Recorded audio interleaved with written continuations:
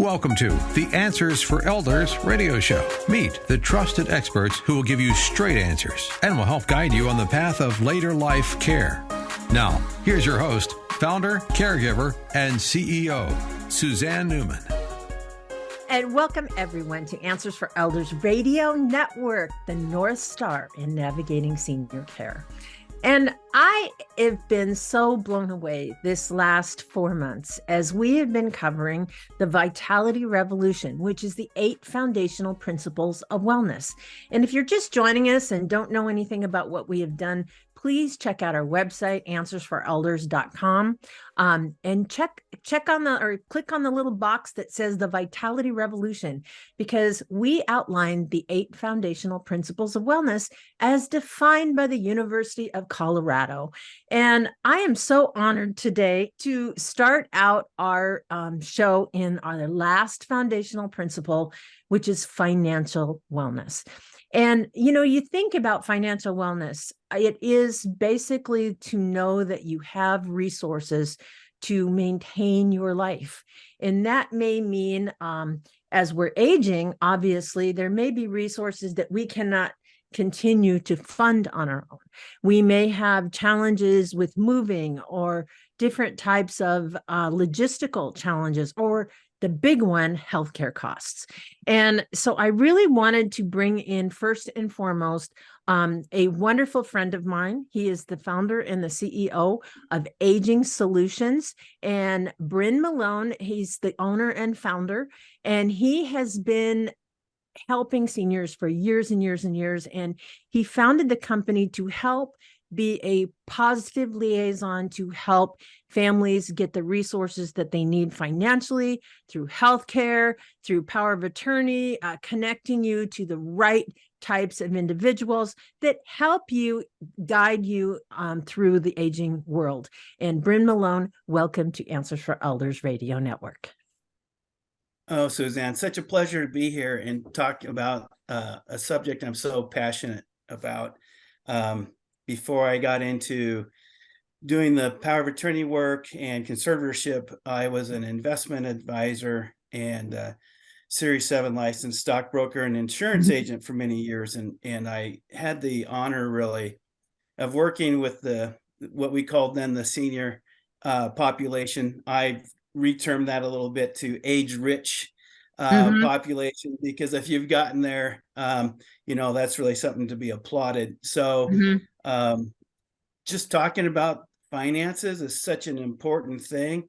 And I think oftentimes it gets kind of tucked away, in the back of the closet as we get older and we are retired. So Yeah. Thank you very much for this platform. You're very welcome. Brynne, I went through your website quite a bit, and you've got some statistics that absolutely blow my mind. And I encourage everyone, if you go to agingsolutionsnw.com, you can learn about a lot of those statistics. But I'm just going to throw some things out there because I think it's important for our listeners to understand that this is a hugely important topic that we talk about. Number one, 45% of children do not know who their senior parent's doctor or healthcare provider is. 45%. If we really think about it, if you're an adult child, you have a senior loved one, think about not only who's their primary care doctor, who is their, specialty doctors, if they go to cardiologists or anything like that, if they go to wellness practitioners, if they have records, hospital records, where do they access them? All of those things. Could you speak a little bit of why that is that so many adult children of seniors are in the dark about those things, Brynne?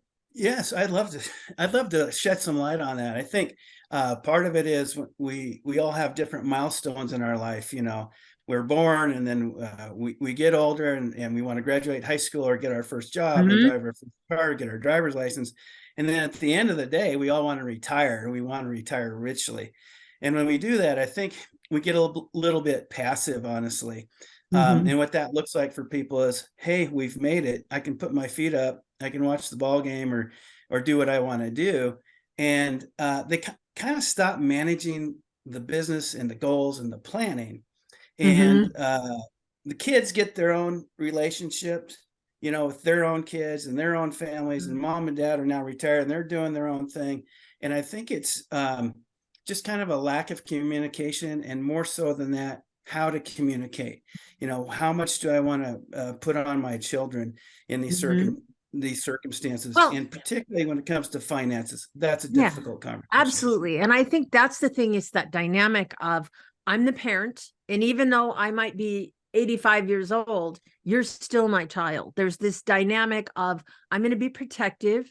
I don't want to tell my kids how much money I have, what I don't have, what I do have.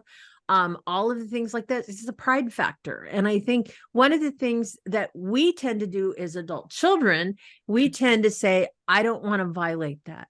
I want to, make sure that my parents are, that I don't want to be intrusive, because there's that veil that happens between a parent and a child. Would you agree with that? Oh, fully support that. I mean, as people get older, there tends to be a role reversal, and sometimes there can be a lot of friction with that. Right. So you hit the nail on the head with the parents are thinking, I'm in charge and I need to be in charge, but they don't continue that goal setting, that goal planning, because they've already met the goal of retirement. And the kids are like, mom and dad are taking care of themselves, and I don't need to intrude. Right. I don't need to intrude. Yeah, there's an intrusion. The other thing, I think there's been studies on this, is children really don't know how to approach mom and dad, and it becomes more of what they learned from mom and dad, and they take on the control role or the ownership role. And we have to be very careful about honoring mom and dad where they are when we're talking to them about finances. So I have another one that, there's all kinds of statistics on there. It's hard for me to do one, but one of the things that I think is interesting is 36% of adult children actually live more than 100 miles away from their senior parents. So if you think about that, how can somebody, if they live more than 100 miles away, how can they be in touch on a day-to-day situation like that on things that need to happen? Wouldn't you agree with that? Yeah, and then I'll start. I'm going to give you just a little bit of history, because I was a history major in college. The tipping point for all the change that we're now living through started in 1920. It's when urbanization for the first time overtook a higher population than farming families. And what happened with that is the families started moving away to the cities, and that's what's caused this. It's actually creating problems today for communication with mom and dad. So how do you do that? And I think the best way to do that is know what your assets are, and know what your liabilities are, so you can have a position of power and where to start having these conversations. Because if there's any ambiguity at all in speaking with your children, it'll get to a point where there can be some conflict. So you want to be, as the parent, as specific as possible, and come into it from, you're the bus driver and you're not the passenger. So know where you are, get your assets documented, get your income documented, and get your expenses documented. Yeah. Yeah. And obviously, when you look at that, can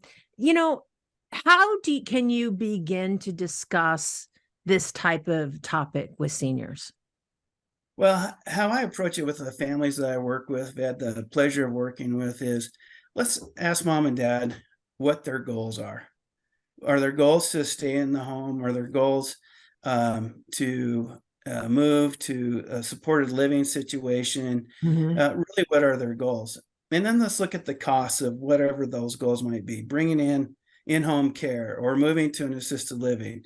And then being just really honest about where they are medically, where mom and dad are medically, and what that looks like. If we can talk about life expectancies a little bit later, but it's incredible how much life expectancies have increased since 1900. 48 years old was old in 1900, and here we are in 2023, and 83 is the new number, right? Sure. So yeah, it's a challenge. Yeah. And so we're going to spend this hour talking about the different ways in which maybe there's some tripwires along the way, maybe there's some red flags, or maybe there's some resources out there that you may not know about. And so, Brynne, first of all, how do people reach you? They can reach me at 509-981-1520, or they can go to www.agingsolutionsnorthwest.com. That's agingsolutionsnw.com. Fabulous. And Brynne and I, we will be right back right after this.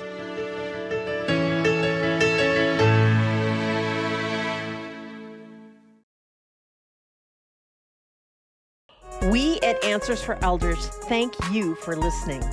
Did you know that you can discover hundreds of podcasts in our library on senior care? So visit our website and discover our decision guides that will help you also navigate decision making. Find us at answersforelders.com.